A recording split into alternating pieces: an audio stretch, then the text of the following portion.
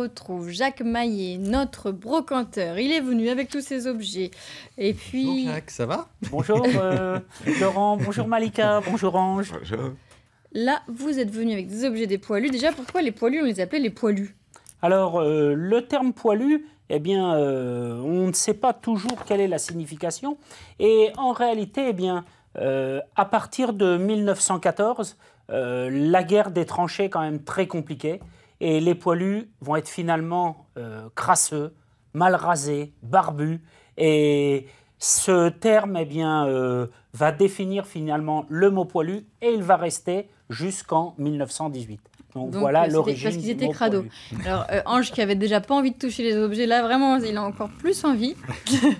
Alors, oui. Ceci dit, c'est une collection qui est quand même assez exceptionnelle que vous nous amenez, Jacques, ce matin là. Là, il est vrai que j'ai eu cette chance. Eh bien, je voudrais remercier André, qui est toujours finalement plein de copains, le collectionneur pour tout ce qui est objet important. C'est finalement, lui, plutôt un chasseur d'objets. Il va essayer de dégoter des choses assez curieuses. Alors, il fait la guerre 14-18, il fait également la guerre 39-45. Et on a un autre collectionneur qui est Yann Thomas, qui, lui, par contre, nous a prêté tout ce qui était documentation. Et on en dira peut-être un petit mot à la fin. Il fait également plusieurs expositions. Ah oui, c'est l'année des expositions. Ça, on l'a bien compris, on en a chaque semaine dans les bons plans.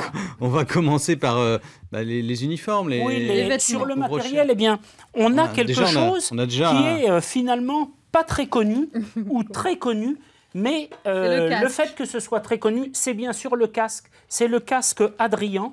Et ce casque Adrien, c'est en métal. Eh bien, il est le casque français bleu en métal. Mais ce qu'on sait moins, c'est que c'est un général qui a fait ce modèle. Et ce général est enterré dans la Manche à Genève. Ah, non, il a été donc ça doit peser assez lourd. Ça a passé le à Ange là pour que Ange. Alors, c'est lourd, non? Pas touché. Non, c'est pas très lourd. Non, c'est pas très lourd. C'est léger. Ce qui est assez amusant, c'est que sur les casques, vous allez avoir le régiment dont ils font partie. On voit ici que c'est un corps. Ouais, donc, c'était un régiment soit de chasseurs à pied ou chasseurs alpins. Pour le cas ici, c'est donc chasseurs à pied. Ça, c'est le casque des Allemands. Ça, c'est le casque, bien sûr, des Allemands, mais c'est le grand modèle qui est donc de 14-18.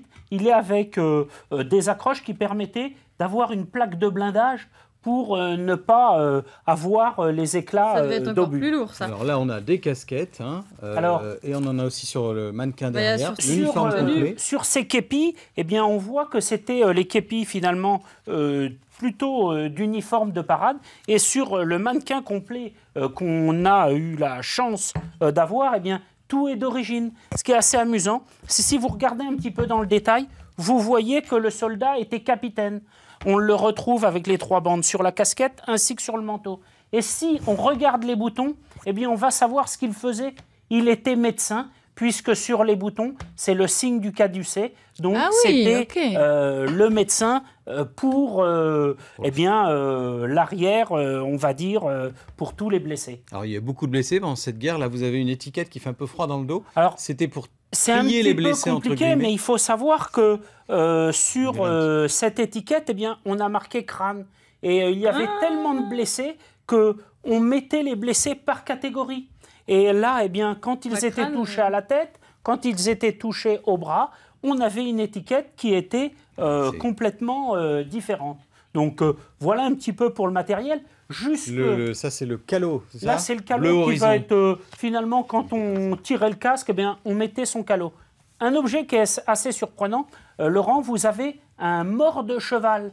Et on voit sur le côté qu'on a même l'enseigne avec les 2 canons qui était finalement la compagnie d'artillerie. Donc, des objets. Dans ce conflit, il y avait des chevaux, beaucoup de chevaux. Encore. Beaucoup de chevaux. C'est les chevaux qui tiraient, bien sûr, les canons. Les premiers chars vont arriver en 14-18, mais c'est pas ce qu'on va connaître dans le deuxième conflit, où on aura beaucoup de matériel qui sera roulant. Ça, c'est les guêtres qu'on enroulait autour des mollets. Ça, c'était les guêtres qu'on entourait. Bleu horizon. Bleu horizon, toujours, autour des jambes. On va avoir même devant des jambières. Donc, voilà un petit peu ce qu'on pouvait dire sur le matériel un peu partout. Très bien. On va s'intéresser aux objets des tranchées. Alors, les objets des tranchées, eh bien, on va finalement découvrir après dans toutes les maisons, après la guerre, tout plein de souvenirs qui auront été faits. On en voit devant, eh bien, on va faire des cannes. Avec les douilles, on va les resculpter, on va faire des douilles commémoratives. Avec des obus, là, ces grands trucs en métal. Les obus qui sont donc en métal, eh bien, en souvenir, on mettait Verdun 14, on mettait les batailles qu'il avait pu y avoir. On va faire des plumiers. Avec les anciennes gamelles, eh bien, on va faire des petites coupes. Donc ça, c'est tout un art qui s'est développé avec les tranchées. Ça, qu'est-ce que c'est ça?